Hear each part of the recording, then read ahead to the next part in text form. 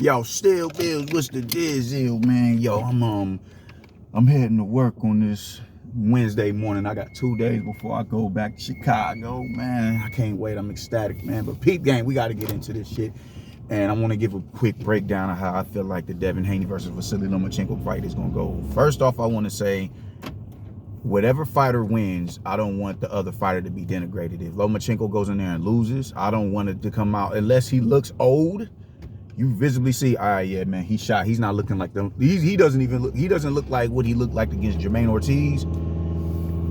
He don't look like that tonight. And unless we get a Lomachenko that's that old, I don't want to hear nothing about him being old if he just so happens to lose, because he can go out there and have a spectacular performance and still lose.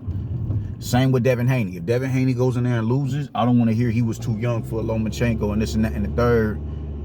You know, he's an undisputed world champion, and I don't think Canelo Alvarez was too young to fight Floyd Mayweather. I don't. He wasn't going to beat Floyd Mayweather at that time. He needed that ass whooping for him to ascend to what he is now. So I don't want to hear that. And you know, he's too old, or Haney was too young and too green. I don't want to hear that shit.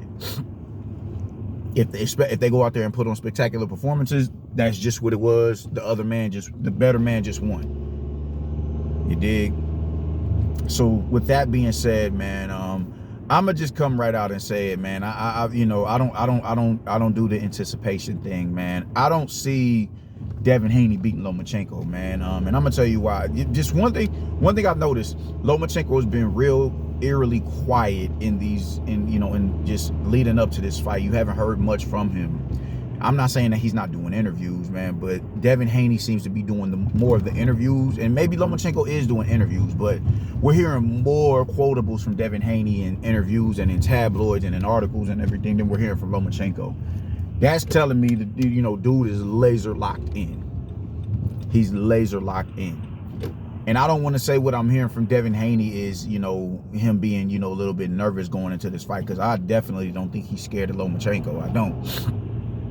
Just sometimes when you're young, you say shit that, you didn't sit back and fully digest. You didn't sit back and fully say, man, is this the logical thing to say? Sometimes you just don't.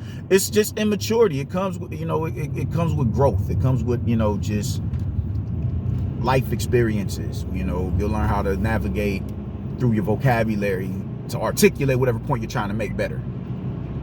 You dig? I think that's what's going on with him when it comes to the, oh man, he's a dirty fighter and this and that and the third and yada yada yada. Now, I said it before. I don't think Lomachenko is a dirty fighter. If you're gonna call him, if you're gonna call dirty tactics, him wiggling, his arm, his power hand free, and whacking you in the face with his free hand, that at what point in any point in boxing history has that been deemed dirty? That's smart fighting. He's supposed to do that. And not to mention, that's his bread and butter, getting on the inside. So he's supposed to just get on the inside and allow you to comfortably wrap him up. And when the ref breaks y'all up, puts him back at a disadvantage, that's an immediate advantage to Devin Haney. Because Devin Haney works behind the straight shots. So I think that was a little, unwarranted and unfair critique of him. I think it was a tad bit ridiculous, man. But outside of that, man, it's that. And I've seen everybody talks about how laser like Devin Haney's jab is, which it definitely is. It's a beautiful jab. It's a fast jab. It's not a powerful jab, but the power. Sometimes speed is power. A lot of times speed is power. Speed is power. So he could, it wouldn't surprise me if he dropped Lomachenko off of the jab, because his jab is just that crisp. But I'm having an issue with people thinking that he's just going to keep Lomachenko at the end of his jab. Like, when has that ever happened? Somebody said something. I forget who it was. It was. I think it was a UK. And he has a boxing channel on here. I gotta go find this channel, man. But what he said was smart. Lomachenko doesn't need to spend that many rounds downloading information and just begin to fight off of instinct. Y'all studied enough tape of each other. It's a different ball game with being in there with somebody. He's gonna have to take a couple of rounds off to get used to that, you know, the timing of his jab and just his rhythm and his patterns and his habits, good and bad. He's gonna need to take a few rounds to do that because Devin Haney is very much so a threat. I definitely think it's a 50-50 fight. But after the second and third round, you need to just start stepping on the gas and fighting off of instinct. You dig? Everybody is talking about Devin Haney's jab. Like that's just gonna that's the only thing that I see better in Devin Haney's arsenal than a Vasily Lomachenko. I see the bet. I see somebody who's able to operate at a safe distance. You dig what I'm saying? But I've seen lesser men break that distance and land significantly on him. I've seen Jojo Diaz do it. I've seen Jorge Linares do it. Jorge Linares, who was a lot more, you know, older. Yeah, it was only a couple of years apart between his fight with Lomachenko and his fight with Devin Haney. But he was a champion in that fight, and he was a lot. You could tell in that fight he was a lot more. He was a lot fresher. He let his hands go a hell of a lot more. It was easier for him to get. He got in rhythm faster. He was counter punching. He was doing a lot of things that, you know, somewhat muted Lomachenko's, you know, his offense. One thing I always talk about is how he was able to not completely nullify, but blanket to a certain degree Lomachenko's angles, with just throwing a throwaway left hook, throwing a throwaway lead left hook that will force Lomachenko to keep his guard up so he couldn't punch off those angles. That's IQ right there. So he was a lot fresher when he fought Lomachenko. He was a lot fresher. And when I'm looking, that was not the same Jorge Linares in that Devin Haney fight when they fought. And he was still able to land significantly and have him on spaghetti legs. He did. I think it's a lot more. Lomachenko covers a lot more. He covers a lot more ground than a Devin Haney. He does. And, you know, that's not to be facetious or anything like that, man. But, you know, Devin Haney, the footwork, you can, the footwork is pretty, I don't know. You dig? You can make a parallel between, they can have the, it can be left for interpretation who has the better feet. But the thing is, with Lomachenko, what he does when he gets in close quarters and in the pocket, how he's able to use his feet and start spinning you. And not just from rounds 1 to the mid rounds or whatever, and then he gets a little bit more stationary in the later rounds. He's going to do that from rounds 1 to 12. He's turning you like he was turning you in the second, like in the 6th and the 5th, or the 5th and the 6th round. He's still turning you like that. And he's punching with the same authority that he was punching with in the 5th and the 6th rounds when he got, after he's warmed up and in a rhythm. Devin Haney is a dude who, like, y'all are expecting this man to just, and it could happen. You dig? We only know what's gonna happen after the fight goes down. But there's no fighter you could think of that kept Lomachenko at the mercy of his jab. There's no fighter you can think of. Everybody is taking this that Vasily Lomachenko, but Teofimo Lopez fight a little, they're jumping out the window with it, because Devin Haney doesn't present those same problems for Loma that Teo presented for Loma. Teofimo Lopez is a much bigger and concussive puncher at 135 pounds than Devin Haney. They call Haney pillow fists. I don't think he's pillow fisted. I don't, but he doesn't have knockout power like that. You dig? He has respectable power to make you think of me. I'm tired of getting punched in the face. Yeah, when you look at, even in a losing effort, in a depleted Teofimo Lopez, he was still able to drop Kambosos. Still able to drop him and hurt him bad. As many times as Devin Haney hit George Kambosos, he never left his feet. He never left his feet. So, though you can't use Teofimo as the litmus test between how he's gonna look with Devin Haney. And even after that, when he got into rhythm and he started letting his hands go and opening up and punching off of those angles, Teofimo Lopez looked like a deer in the headlights. You cannot use that fight as a litmus test of how the fight is going to go with Devin Haney. You just can't do it. You would be a fool to do it. You would be a fool to do it. And another thing is, you know, the starting late. Ever since the Teofimo Lopez fight, he's been starting a lot quicker. You look at Richard Comey, who's another big puncher at 135 pounds, and look what he was able to do to him. He took his foot off the gas, man. I don't want to knock you out, dude. We cool. Nakatani's taller than Devin Haney. Taller. Significantly taller than Devin Haney. At least by 3 inches. At least they're listed 2 to 3 inches taller than one of, you know, he's 2 to 3 inches taller than Devin Haney.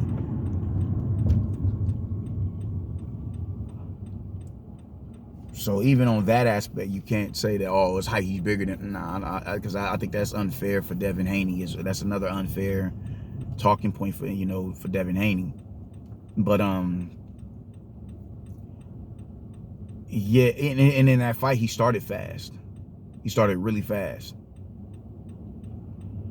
So I just think a lot of the criticisms that go against Lomachenko are getting a little bit ridiculous and redundant.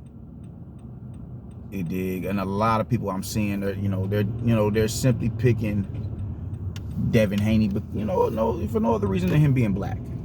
I've seen that a lot. And when I ask why is Devin Haney gonna win the fight, the answers that they give me actually favor Lomachenko.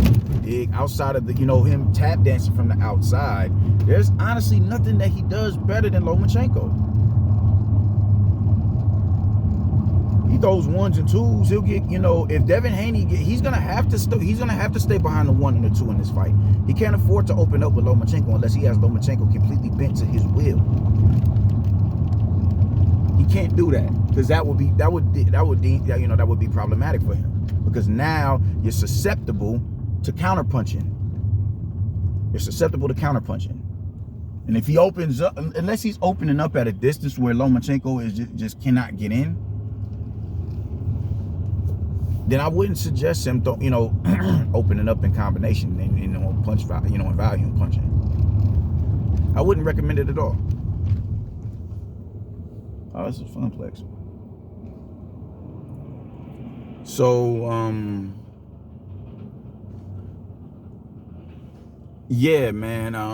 I can't see anything that Devin Haney has to bring to Lomachenko that is going to completely nullify everything that he has, man. I just don't. Lomachenko's the bigger puncher. He's the better, he throws more in combination. He's better fighter in the pocket. I think how he uses and probes and fences with the jab is a lot better. He's a lot more agile in his movement on his feet, because he, where he can get to his spots a lot faster and close distance and confuse you and turn you and dip you on the inside. He can do a lot more. It's a lot more nuanced than, than what Devin Haney has to offer, man. I think people are they're not overhyping it, because Devin Haney's outside game is really impeccable, but there's no fighter that has been able to keep Lomachenko at the mercy of his jab for rounds 1 to 12. And what happens when you break that distance? What happens when he starts, he's timing your jab, he's slipping your jab, and he's taking a step in behind, he's slipping your jab, taking a deep step in and tapping you to the body, because he's a really good body puncher as well. And on top of that, what happens when he starts dipping you and turning you and spinning you deep in the fights, in the championship rounds? Another thing is, everybody's taking that fight with Jermaine Ortiz, and they're not making a mountain out of a molehill of it, but they're saying, oh, look how old he looked and how aged he looked in the fights, man. The thing, Jermaine Ortiz has a better, he fights better in the pocket. He switch hits. He has a better punch selection in the pocket. He's a little bit more defensively savvy in the pocket. He just knows how to conduct himself better in close quarters, and he has a bigger, he has more of an authoritative snap on his punches to make him a little bit more comfortable in the pocket. You know what I'm saying? And that abrasion under his eye, Lomachenko, and that fight was due to tape, or the lacing of the glove. That wasn't by way of a shot. It wasn't by way of a punch. Now, now in Devin Haney's defense, I think he has grown from the Jorge Linares fight and the Jojo Diaz fight as well. I think he has grown since then. Clearly he has. Clearly he has. But those were tougher fights than the Kambosos fight, because Kambosos wanted to be a counterpuncher and stay from the outside. He didn't make it his business to break distance.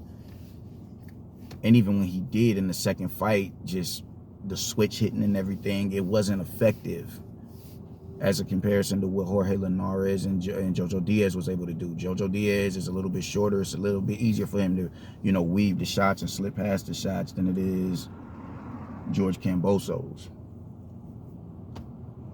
It's a little bit easier. He's a little bit more up and down in his movement than George Kambosos. Comes in behind the high guard. And he hits a little bit harder. It's a little bit more nuanced with him taking a step in behind the jabs than a George Kambosos. So those fights seem to, prove to be a bit more difficult than the George Kambosos fight. So, but nonetheless, I do think he's grown from that. He has grown from that. But I don't think he's gonna beat Lomachenko. I just don't. It could happen, and it's damn sure a 50-50 fight. But for me, I'm going with Lomachenko in this fight. I can honestly even see Devin hitting the canvas. I can see Devin getting, squeaking out the early rounds. And by the third round or the fourth round or whatever, you start to see Lomachenko really come on. But I can't, because I didn't see an old man in that last fight with what's my man name? I didn't see an old man in there with Jermaine Franklin. I didn't see that. Did not see that. So that's pretty much how I'm feeling about it, man. I could very much so be wrong in this fight. I'm not Nostradamus or nothing like that. Nostradamus wasn't even Nostradamus. So I could be wrong. We'll only know what's going to happen when the fight starts to play out. But I think Lomachenko still has more than enough in his arsenal to become undisputed in this division and get a victory over Devin Haney. So y'all can say what y'all want to say about me. That's how I see the fight going. But like I said, I damn sure could be wrong. And Devin Haney could come out here and knock out Lomachenko or put on a boxing clinic.